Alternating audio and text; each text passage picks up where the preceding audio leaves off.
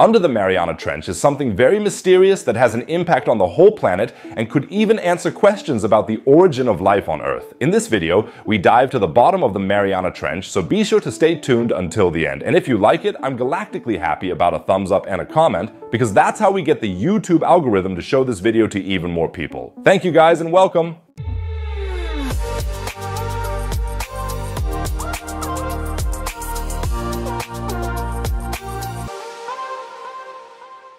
We know more about Mars than we do about the oceans on Earth. No joke. The surface of the red planet has been completely mapped, but the bottom of the oceans is far from it. So a mysterious world awaits us down there, and there is still plenty to discover.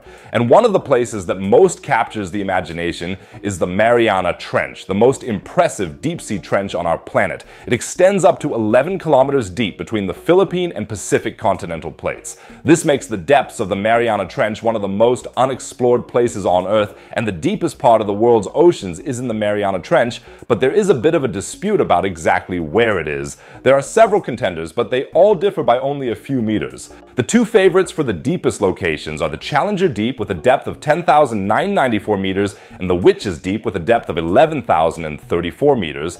However, there are measurement inaccuracies of plus minus 40 meters for both, so you can't be too precise. So if you are a good diver, have a look. Just don't do it for real. I can already see the headlines. YouTube are to blame for dozens of diving accidents in the Mariana Trench.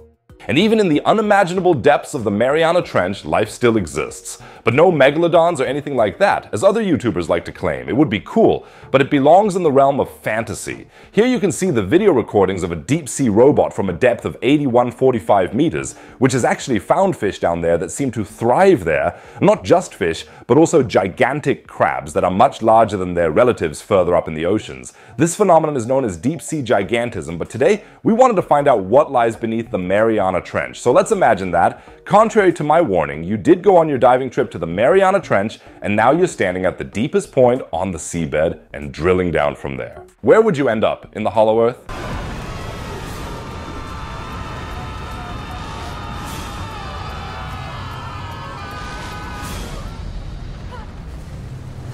We're still falling! No, but in the Earth's crust. The Earth's crust consists of a relatively thin layer of solid rock that rests on a thicker layer of soft plastic rock, the Earth's mantle. And here's the interesting thing. The thickness of the Earth's crust varies depending on whether it is under continents or the ocean. The average thickness of the Earth's crust is about 30 kilometers under the continents and only about 7 kilometers under the oceans. The oceanic crust under the Mariana Trench is particularly thin because the Mariana Trench itself extends deep down. So if you wanted to drill down to the Earth's core, the floor of the Mariana Trench wouldn't be the worst place to start. But before I give you any more stupid ideas, that is of course completely impossible. Nevertheless, we already know a lot about the crustal area beneath the Mariana Trench, and that is really exciting. The Mariana Trench forms at the point where two tectonic plates meet. The Philippine plate dives almost vertically under the Pacific plate. This is called subduction, and this subduction leads to the oceanic crust being pushed under the Pacific plate into the Earth's mantle, making the Earth's crust thinner at this point. It's a bit like when these two chocolate bars meet, push each other underneath, and then you stuff them in your mouth. Okay, actually it's not like that at all, but I was hungry. Subduction. This raises the question, if these tectonic plates slide under each other, what happens to the water above them? It is carried down with the subducting plate.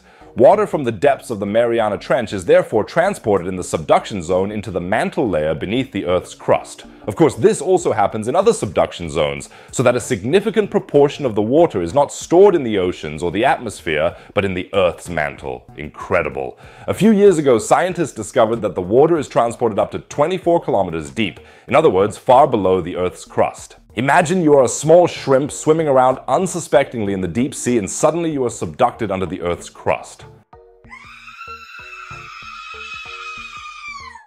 But one thing is striking here. The sea level doesn't sink, even though so much water disappears into the Earth's mantle. According to the laws of logic, It must therefore emerge again somewhere in the ocean.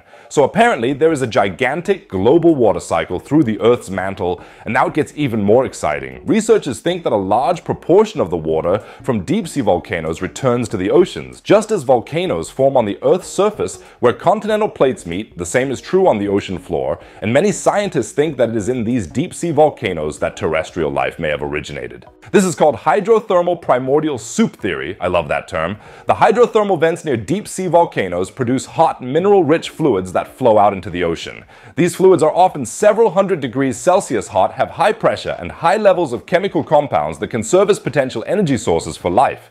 And minerals such as iron, sulfur, and copper can accumulate on the walls of these hydrothermal vents, acting as catalysts for chemical reactions and facilitating the formation of complex organic molecules. Near these deep-sea volcanoes, also known as black smokers, organisms have been found that are able to use these hydrothermal fluids to produce energy. These organisms are called extremophiles, and although they are very simple in structure, they can thrive and even reproduce under these extreme conditions. So if the hydrothermal primordial soup theory is correct, then this is your great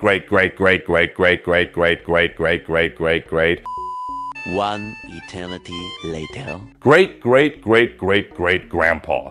By the way, you have to get as old as him so that you can save enough for your pension. The Mariana Trench didn't even exist at the time life was created, as it is only around 50 million years old. But the processes that take place in the Mariana Trench and the subduction zone today are exactly the same as those that existed at the time of the origin of life. The idea that we are only here now because water was once pumped through the Earth's crust, enriched with minerals and then spat out again when heated from a deep-sea volcano is simply poof unbelievable, isn't it?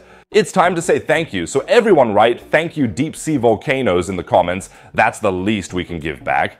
By the way, the whole topic is still super mysterious, and many other subduction zones are much less well-researched than those under the Mariana Trench. Geophysicist Douglas A. Wien says, "Does the amount of water in one subduction zone differ from another depending on the type of fault that occurs when the plate bends? There is evidence for this in Alaska and Central America, but no one has yet looked at the deeper structure as we have been able to do in the Mariana Trench. So it remains exciting to see what else we discover in the deep sea." Be sure to check out the video below. I'm sure it will blow your mind. And if you want to support the channel, then visit the store and get yourself some fluffy plush planets and the t-shirts from the video. Every purchase helps me to keep the channel going. Otherwise, I'd say see you in the next video. Take care, friends.